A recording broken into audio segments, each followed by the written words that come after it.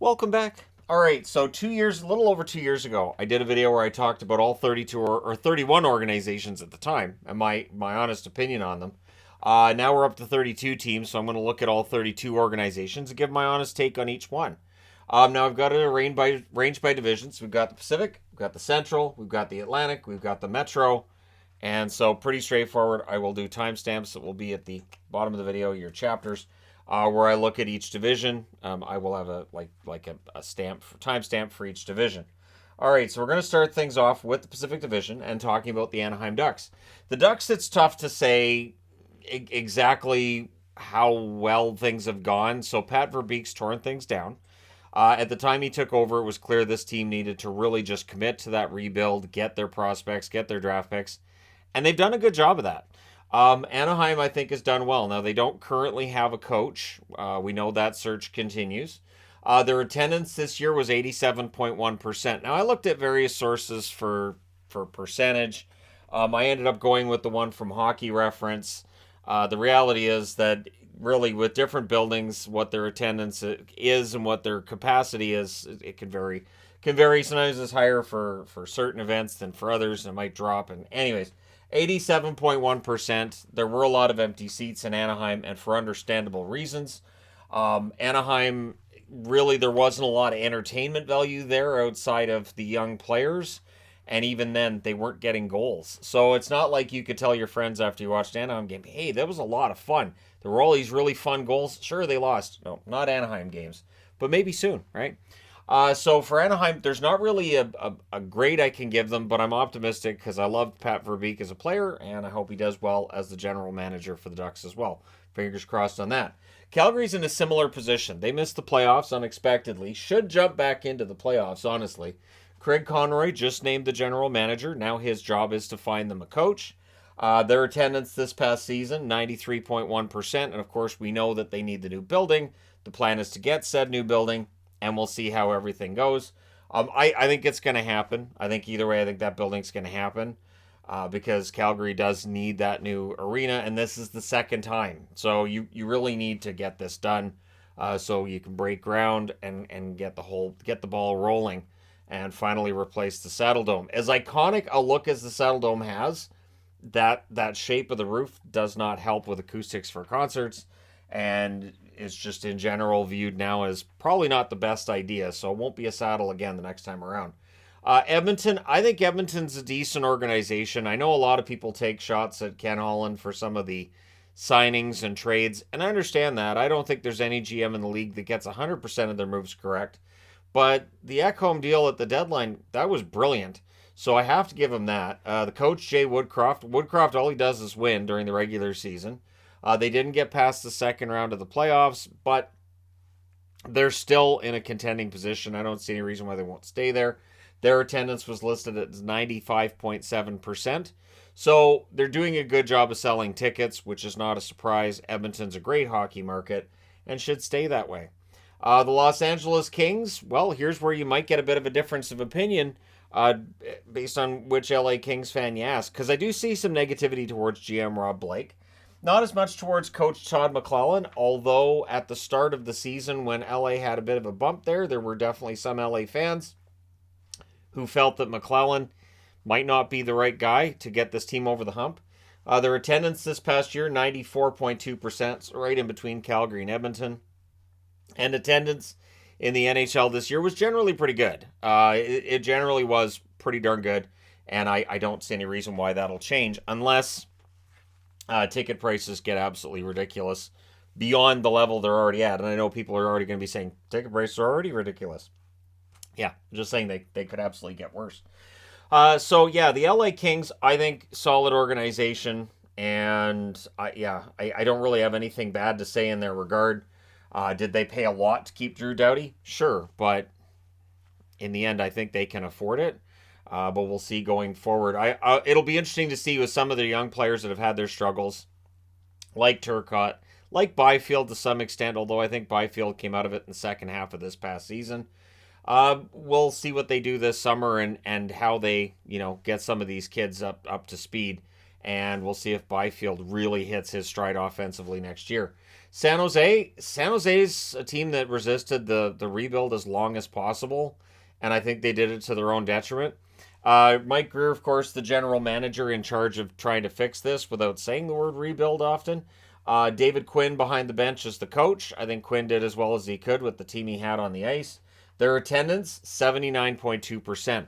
The one thing with San Jose, those flashing lights on all the seats, it really makes it look even more empty.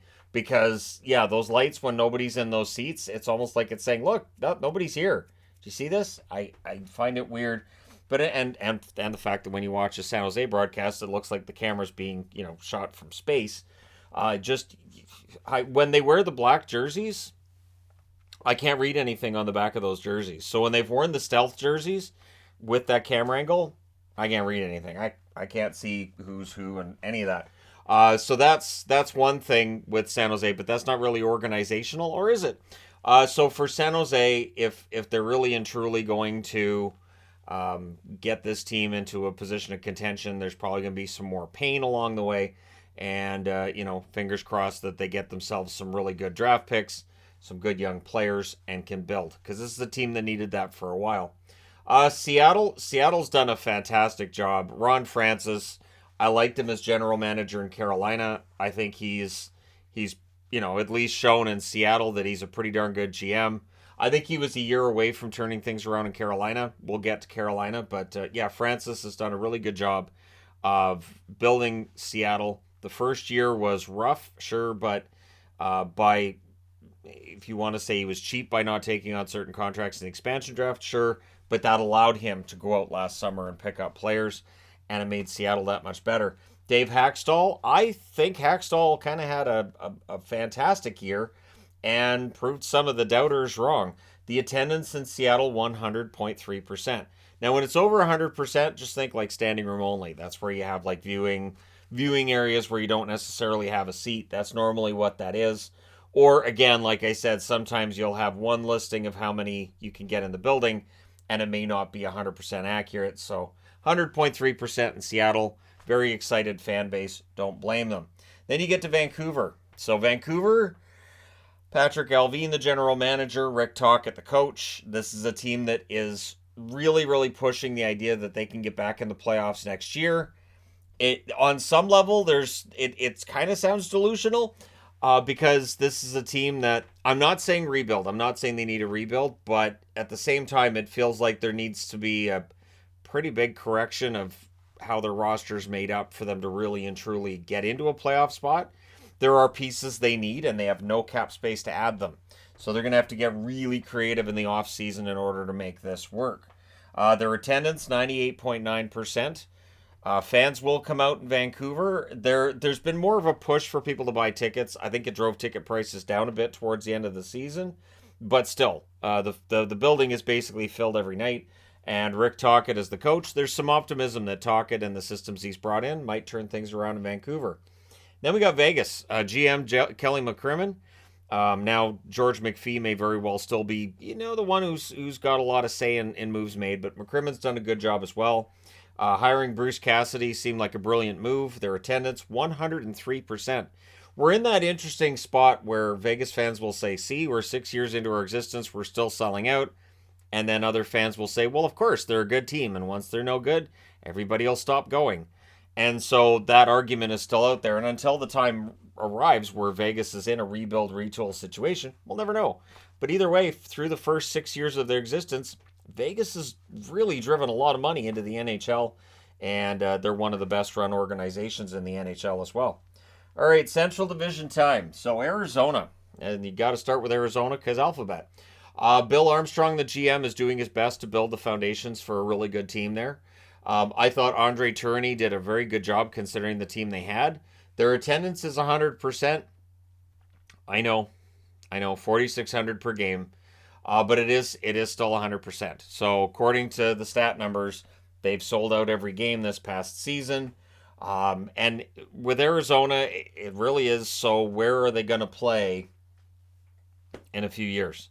That question's out there. So while the organization, I think, has done a good job with, figuring out how to do this rebuild and do it right. And I think Arizona's doing the rebuild right. It's going to take some time still.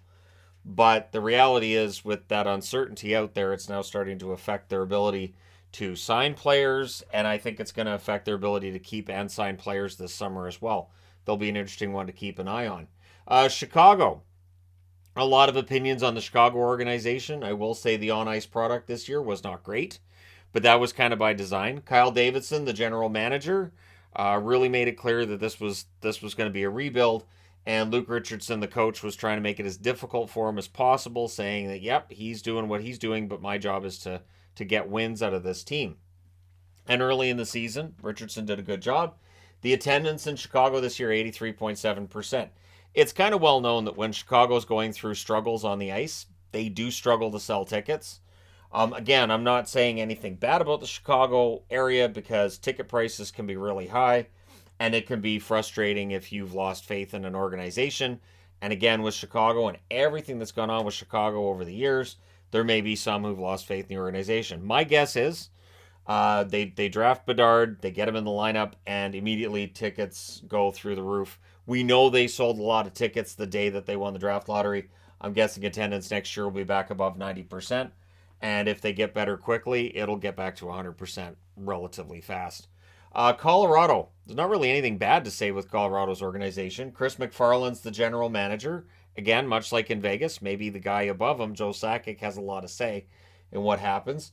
Jared Bednar's the coach, one of the best coaches in the National Hockey League, and their attendance, 100.5%. And this is where the attendance difference really shows up, because I found another site that said they had 93% as attendance, and I thought, that doesn't seem right. I'm pretty sure Colorado sells out almost every game.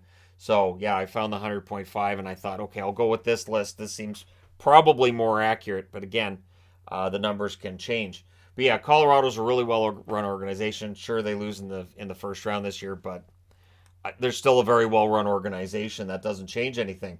Dallas. Dallas is a pretty well-run organization as well. You have Jim Nill up for GM of the year, right? You have Pete DeBoer, coach, came in to get them goals, and that's exactly what happened. They hired Pete DeBoer because they were a team who could keep the puck out of their net, but they couldn't put the puck in the other net. That's definitely changed. And their attendance this year, 99.1%. The interesting thing with Dallas, a lot of empty seats during the regular season. So that means if the attendance is 99.1%, odds are it's probably season ticket holders that just weren't there for those games. So it's notable on TV, but again, if they have the paid attendance, it's fine. Dallas is pretty well run, and they're a playoff team. Not necessarily consistent from year to year, but I don't have anything really bad to say about the Dallas organization. Minnesota's an interesting one, though. Minnesota, you have Bill Guerin as general manager, and still we can talk about the salary cap hell they're in, and they're in it. And so it's a really fascinating discussion with Minnesota. It leaves Coach Dean Evason with a difficult job, and I think Evason does relatively well with it. The attendance, it's Minnesota. You're going to sell out 102.8%. Minnesota fans will come out and they'll watch. And so I guess there might be an argument to be had about that too, right? Like, okay, so Minnesota fans will come out and support anything. So does that motivate management to make things better? Now, with Bill Guerin, he's in a tough position because of the buyouts and all of that fun stuff. But Guerin's an interesting one to me as general manager. And if he can get this team into the playoffs next season with the amount of cap issues they have, it's magic. It's absolute. It's. I'm not going to say light or dark magic either. It might be some dark magic, but either way, it's magic. The Minnesota Wild, with that amount of dead cap money, it's going to be tough. But yeah, Guerin showed this past season that he could deal with it. It does go up next year in terms of the dead cap money, but we'll see what they do. Of course, for Nashville, their GM's about to change to Barry Trotz. Their coach, it looks like, will still be John Hines. I think Hines coached well enough down the stretch that he'll keep his job. I think that was at least intimated by Barry Trotz. I don't know that they've come out 100% and said it, but if they were going to get rid of John Hines, it would have happened already. The attendance, 101.5%. Nashville is passionate when it comes to hockey. And again, we get into the traditional, non-traditional markets, but the non-traditional markets are doing pretty darn well with attendance. One thing I'll say for the NHL is they don't really care how long somebody's been a fan or how well they know hockey. if they're paying for tickets. If you're paying for tickets, you might not even like hockey. You might boo the whole game because you think it's dumb, but the NHL got their money from you. So with Nashville, really strong attendance, really strong support. They fell out of the playoffs this year, but with the right moves in the offseason, I think they can get back. I don't think Poyle did a perfect job as general manager, but I think he was solid throughout. And I think Barry Trotz is a very intelligent hockey man as well, and I think he'll do well. And then you get to St. Louis. Now, there's a lot of rumors about Doug Armstrong maybe going to the Leafs. I don't see it. I don't see him leaving St. Louis to go to Toronto. And really, in all honesty, I think for Armstrong, if it were me and I was general manager and a team won a Stanley Cup and then they fall out of the out of the playoffs a few years later, 2023 as opposed to 2019, right? I'd want to help them get back in. I'd want to be part of the solution there. And St. Louis absolutely can bounce back. Their coach, Craig Berube, I don't see any reason why he'd have any kind of concerns with his job. He was behind the bench 4 years ago when they won the Cup, so he's there for a long time. Their attendance, 98.2%. Not bad, considering, again, this was kind of a down year for them, and they still managed to almost fill the building every single night. So, strong market, which makes some sense. They've been in St. Louis for a very long time. And then Winnipeg. I think with Winnipeg, I think they've stood pat long enough. I think Kevin Cheveldayoff needs to make a big move. The one thing is, if you look at Winnipeg's history since coming to Winnipeg from Atlanta, Cheveldayoff has tended to be a general manager that will kind of keep things status quo and keep things as they are, which is great when your team is upcoming or your team's near the top. But when your team is barely a playoff team or misses the playoffs altogether, that doesn't look like it works. Rick Bowness is going to return behind the bench, so that means there will be changes off the ice that then affect the on-ice product, as in there will be some changes during the offseason to who's still with the team, and then in October I think they'll look different. Their attendance this year, 93.6%. It's one thing I keep an eye on with Winnipeg because I know the NHL has no intention of moving anybody, but if Winnipeg's attendance really fell off, and it's a building that does not have the kind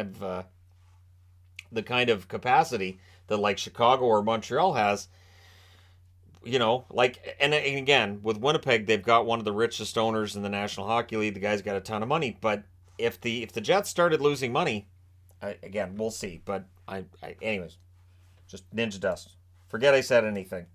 All right, next up, Boston. So Boston, they get 65 wins. Don Sweeney is beloved and reviled by the Boston fan base. And it's interesting because it can change from day to day. It'll go, well, Don Sweeney didn't do this, so he sucks. And then it's, hey, Don Sweeney did this. That's great. We love him. So Sweeney up for GM of the year. I don't know if I would go that far, even despite the 65 wins. Coach of the year, though, yeah, Jim Montgomery. Just his positivity and just his overall just really good nature. He's a really nice guy, and clearly the team really wanted to play for him. The capacity, or the attendance, I should say, was at 101.7% capacity. Yeah, Boston sells out. Boston's always going to sell out. Again, if they go through some kind of a rebuild at some point, the attendance will fall below 100%. But Boston's pretty good at selling out most nights. And at this stage, especially with the 65 wins and winning almost everything at home during the regular season, why wouldn't you go to a Boston game? You're almost guaranteed happiness. Buffalo, there hasn't been guaranteed happiness in Buffalo in a long time, but I do think Kevin Adams has done a solid job as the general manager. I also think Don Granato has shown that he can be that steadying influence for Buffalo behind the bench. I think there are people who are sleeping on the Buffalo organization right now and basically assuming that next year they're going to be bad because they've been out of the playoffs for a long time. I understand that feeling, but this year it felt like they kind of turned a corner. They didn't make the playoffs, but it felt like they kind of turned a corner, and I would not be surprised to see them in the playoffs next year. Their attendance, 81.6%, really low. And it reminds me that, I did attendance videos, I think like 5 years ago now, where, Buffalo was still really filling the building despite the Sabres not being any good. And now it feels like the fans, it's going to take a while to win them over again. Totally understandable, again, with ticket prices and with all the other external factors that can affect your attendance. I totally get it. I think the attendance goes up next year. If they get off to a really good start and maintain it, they'll be up around the 100% mark. Detroit. Steve Yzerman, the general manager, I've seen some jumping off the bandwagon with Yzerman, but I don't think it's the majority. Derek Lalonde as coach did a pretty good job. Their attendance this year, 94.1% of capacity.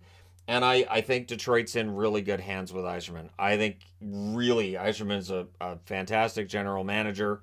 He's shown that he can find diamonds in the rough at the draft. So, yeah, you lose the draft lottery, but you won the lottery by having Steve Yzerman making your picks. And he doesn't seem to miss when it comes to the first round. And he's already had some steals outside the first round. So, yeah, good job in Detroit so far.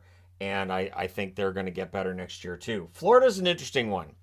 If we had talked about this a month before the playoffs started, we might have had a different opinion on Bill Zito or especially Paul Maurice.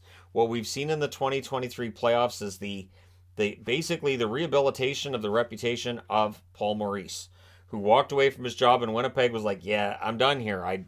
There's nothing more for me to do. I'm kind of going to go fishing.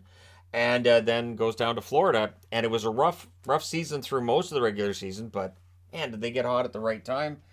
Their attendance, 86.7%. With Arizona's situation dominating the headlines right now and everybody looking at Arizona, the reality is Florida still has an attendance problem. Florida has a real sweetheart lease, but there is an out. I think the out is in 2025, where they could, if they wanted out of their lease, they could get out of it. So I would expect that once the Arizona thing clears, if it ever happens, we may then revisit Florida. Now, Florida's run to the final right now. If that doesn't drive tickets next year, if we don't see Florida selling out every night, that's a real cause for alarm. I've talked about it before in both the cases of Florida and Arizona. The fans don't really buy tickets for these teams, but they haven't really given fans a reason. Now Florida's given them a reason. President's Trophy. Now they're in the Stanley Cup final. There's no reason not to buy tickets unless it comes down to cost. And so, yeah, we'll see how it reflects on their numbers next year. And if we see the attendance in that same 86% range, and again, if Arizona's situation clears up, whether that's a new building in Mesa, whether it's them moving, whatever it is, then I think some attention will start getting paid to Florida yet again. And I'm going to apologize because that attention is going to be, why aren't they the Nordiques? So, Montreal, the general manager there, Kent Hughes, I think has done a good job. And I love Marty St. Louis behind the bench. He knows how to coach offense. He knows how to coach a fun game for a team that realistically is probably going to be outside the playoffs for at least one more year. Their attendance is always going to be good, 99.1%. It's Montreal. You're always going to be able to sell tickets, whether the team's good, whether the team's terrible. It's not going to matter. That's been a discussion point at times too of, owners in Canada don't feel that same pressure because if the product's not very good on the ice, people still buy tickets. Ottawa, Pierre Dorion, his reputation's kind of risen and fallen and risen, and I think he kind of fell again this year a little bit. But yeah, Ottawa is on the cusp of being a pretty decent team themselves. DJ Smith behind the bench. Looks like he's coming back for another year as well. Again, if a guy's still a coach right now, he's not getting fired. Be very surprised if a coach gets fired in June when their season ended 8 weeks ago. Their attendance, 89.8%. It came up this year. It honestly got a little better. Again, for Ottawa, they do want to have a building in downtown. They can sell out the building in Canada. They absolutely can, but it's easier if they have a building downtown. And so that's, I think, going to be the plan. But the big question mark with them, who's the owner going to be? Michael Andlauer is probably going to be the guy. But they didn't name an owner this week, and that was the rumor, was that was what was going to happen, and it didn't happen. Tampa Bay. How could I say anything bad about Tampa Bay? This is an organization that gets to the Stanley Cup Finals with regularity. A team that has had their downbeats, but they don't last very long. Their rebuilds seem quite short and to the point, where it's like, okay, we're bad. Oh, we got the number 1 draft pick. We'll grab Stamkos, and now we're good again. So their GM is Julien Brisebois. Absolutely took a bath on the deal for Jeannot, and that was right. That was right to rake him over the coals for that trade. At this stage, it does look like they paid way too much for Jeannot. Being out in the first round, Jeannot being kind of a non-factor since arriving in Tampa. So that's one thing with Brisebois, but in general, he's done a really good job. And John Cooper behind the bench, arguably the best coach not to win an Adams Award as Coach of the Year. It's ridiculous, but I'm pretty sure he's never even been a finalist for the Coach of the Year. I don't get it either. I think it's that, Coach of the Year usually goes to the team where Surprise made the playoffs, and Surprise did better than we thought they would. And I think it should go to, I don't know, best coach? Just an idea. Their attendance, 99.4%, and this is why I said at the start of this, the percentages I know aren't necessarily going to be 100% accurate because Tampa Bay should be 100%. They have a sellout streak that's one of the longest in pro sports, I believe, in Tampa Bay, correct? And I mean Tampa Bay Lightning. I understand the city is Tampa and Tampa Bay is body of water. I get that. But we think of it as Tampa Bay. So, yeah, the attendance, 99.4%, but I think it should be 100. But again, some of these probably should be something else. And then there's Toronto. The Toronto organization's an interesting one because, A, it's the Leafs. So there's always going to be that interest there. But B, last year we would have been talking about, Dubas and Shanahan, and this is a partnership that works. Now with Dubas out and that vacancy in the GM spot, it definitely puts, I think, more pressure on Brendan Shanahan for who they hire next. And it means that if things don't work out with Toronto next time around, Shanahan could be the one that's out. Where they say, you know what, we changed the GM, made whatever moves that they're about to make this summer, which depends on who you ask. They may not be dramatic changes. But if it doesn't work out next year, Shanahan could be out of his job. And then there's Sheldon Keefe. Now, I did say that, GMs aren't, or coaches aren't going to be out at this time of year. However, when you have a brand new GM, you never know. A new GM could walk in, let's just say it's Brad Treliving that walks into Toronto as GM. He may look at Sheldon Keefe and say, he's not my coach. I want to change something. Now, if he brought in Daryl Sutter, right? But anyways, Sheldon Keefe, we'll see if he's still the coach. I think he probably will be. They got out of the first round. I don't think Keefe is the problem, but when you don't know who the GM's going to be, there is that uncertainty when it comes to where things are going to line up, right? So, attendance, 99.6%. You will always sell tickets in Toronto, no matter how bad that team is. Go back to the 80s. No matter how bad the Toronto Maple Leafs were, no matter for how long, people were lined up to buy tickets, which might have demotivated their owner from making the right improvements. All right, Carolina. I don't have much to say with Carolina other than Don Waddell's a great GM. Rod Brind'Amour is an excellent coach. Their attendance this year, 99.6%. Not bad for a non-traditional market that I read online. Doesn't have a history, and what do they know about hockey? Well, it's been over a quarter of a century, so I'm going to guess there's Canes fans that know hockey just fine. And then there's Columbus. Columbus is interesting because I think Jarmo Kekalainen's a good GM. They're looking for a new coach, of course. That job is vacated right now. But if Columbus has another rough year, does Kekalainen stick around? If he doesn't right the ship and get them at least trending in the right direction, does the team decide maybe Kekalainen's time might be up? So we'll see, right? The attendance in Columbus, 93.5%. I'm always interested in Columbus's attendance because it's always high enough that it's okay, but it's always lower than you might expect. I do qualify Ohio as a to me it's definitely a state that supported hockey for a long time. I do see Columbus as a legit NHL market. When I talked about non-traditional and traditional the other day, I had Columbus and traditional because Cleveland's had a long history with hockey. There's a lot of places in Ohio that have had a history with hockey. But Columbus is interesting because, are they a team that generate a lot of revenues? Did they take money from the revenue sharing and all that? So Columbus is an interesting one to me, but I would also use the caveat here. They've never had really solid playoff success in Columbus. Totally understand why people be like, I'll go watch a movie. New Jersey, you have Tom Fitzgerald, one of the best general managers in the league. Lindy Ruff, who's up for Coach of the Year, of course, after the Fire Lindy chance. A bit of a surprise to all of us there, wasn't it? But yeah, Lindy Ruff, good job, solid, after a couple of rough games at the start of the year. And their attendance, 92.1%. And that attendance has been a problem in New Jersey, going back to when they first got there. There have been years where the attendance is not great. But now with the team being much better and likely to be a force in the Metro going forward, the attendance will be fine. And a lot of that credit belongs with Tom Fitzgerald. Lou Lamoriello, is he good GM? That's going to get a lot of reaction because there are people who will stand by Lou and go, look at his track record. He's a very good GM. He's got a solid track record.